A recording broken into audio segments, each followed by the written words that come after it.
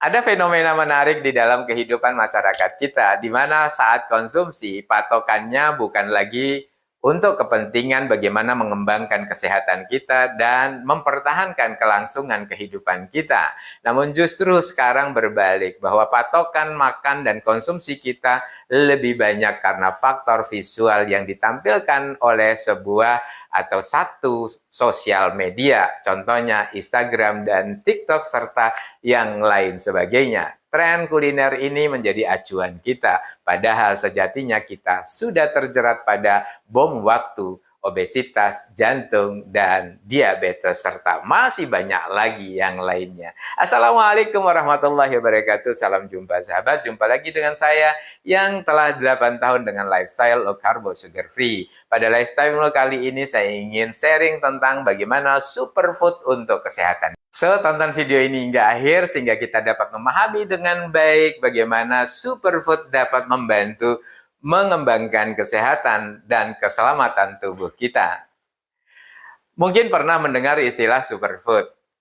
Ya, istilah yang mengarahkan kepada bagaimana makanan yang mengandungi protein yang tinggi dapat membantu proses metabolisme tubuh kita, memperbaiki sel tubuh, dan memproduksi sel baru yang secara umum dianggap sebagai bermanfaat bagi pembangunan kesehatan dan keselamatan tubuh kita.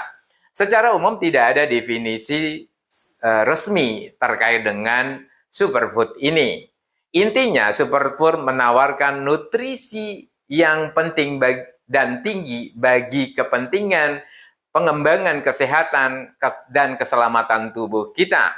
Superfood bukanlah hal yang baru dalam kehidupan kita. Istilah ini sering sekali dibicarakan, didiskusikan, bahkan mungkin juga dijadikan pilihan dalam kehidupan kita sehari-hari. Superfood mengacu kepada makanan yang mengandung nutrisi tinggi yang bermanfaat bagi tubuh, terutama untuk memperbaiki sel yang rusak, memproduksi sel-sel baru bagi pengembangan dan mempertahankan kesehatan dan keselamatan tubuh kita. Secara umum, superfood tidak memiliki definisi yang resmi atau pasti. Namun pada intinya, superfood mengarah kepada nutrisi yang tinggi yang memiliki manfaat yang cukup besar bagi pengembangan kesehatan dan keselamatan tubuh kita. Beberapa hal yang bisa terbantu adalah bagaimana meningkatkan sistem kekebalan tubuh. Mengkonsumsi sumber bahan makanan yang mengandung protein tinggi dapat membantu proses metabolisme di dalam tubuh, memperbaiki sel yang sudah rusak, dan memproduksi sel-sel baru. Makanan yang mengandung protein tinggi, terutama dari hewani, dapat dijadikan pilihan untuk konsumsi harian kita dalam rangka mempertahankan dan mengembangkan kesehatan dan keselamatan tubuh kita. Berikut ini adalah beberapa contoh protein hewani yang dapat kita jadikan acuan untuk konsumsi harian kita dalam rangka memenuhi kebutuhan nutrisi di dalam tubuh. Yang pertama adalah daging ayam. Dalam 100 gram daging ayam terdapat 31 gram protein. Yang kedua adalah daging sapi. Selain mengandung protein hewani yang tinggi, daging sapi juga mengandung vitamin B. Selain kandungan protein yang tinggi, daging juga memiliki kandungan vitamin B serta beberapa mineral lain yang dapat membantu peningkatan kesehatan tubuh kita, terutama zat besi, selenium, dan fosfor.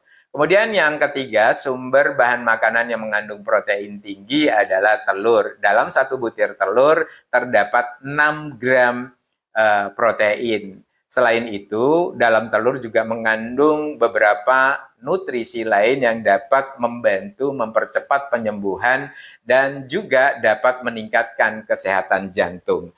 Yang keempat, sumber superfood yang lain, sumber superfood yang lain yang tinggi proteinnya adalah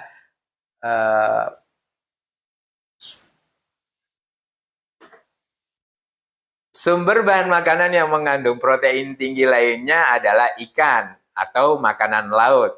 Nah, di dalam 100 gram ikan terdapat 100 gram protein.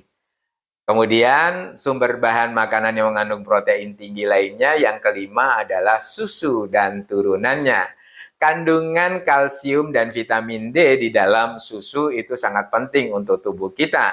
Namun beberapa orang tidak bisa mengkonsumsi secara langsung susu karena kandungan fruktosanya.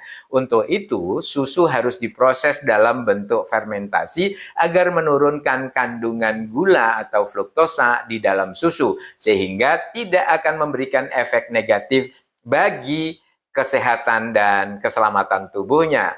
Gula yang ada di dalam susu akan mempengaruhi sensitivitas tubuh yang umumnya kita sebut alergi. Untuk itu terhadap susu dan turunannya perlu ada treatment khusus agar susu menjadi aman dikonsumsi oleh beberapa orang yang memiliki sensitivitas dalam kandungan fruktosa susu. Sehingga proses yang dilakukan adalah fermentasi yang bisa nanti berbentuknya jadi yogurt atau kefir. Tinggal bagaimana pilihannya. Saya sendiri lebih banyak mengkonsumsi susu dalam bentuk fermentasinya adalah kefir. Kefir yang saya konsumsi adalah kefir yang difermentasi 72 jam sehingga tingkat kandungan fruktosanya yang sensitif pada tubuh saya sudah dapat ditekan sedemikian rupa. So, sekarang tinggal bagaimana kita pilihan sumber protein yang tinggi bagi kita, yang aman bagi tubuh kita, adalah kembali kepada diri kita. Memilih superfood sebagai bahan konsumsi harian kita adalah usaha kita untuk menjaga dan mempertahankan kesehatan tubuh kita. Menjaga dari intervensi sumber bahan tambahan makanan yang membahayakan tubuh kita adalah salah satu ikhtiar cerdas untuk mempertahankan kesehatan dan keselamatan tubuh. So, sahabat, bila tayangan ini memberikan manfaat, jangan lupa like, komen, dan share. Terima kasih telah menyaksikan tayangan ini hingga akhir. Semoga kita senantiasa sehat dan istiqomah dalam menjalani lifestyle kita. Lifestyle-mu memberikan pemahaman dan perspektif baru dalam menjalani kehidupan untuk kemanfaatan yang lebih besar. Terima kasih. Wassalamualaikum warahmatullahi wabarakatuh.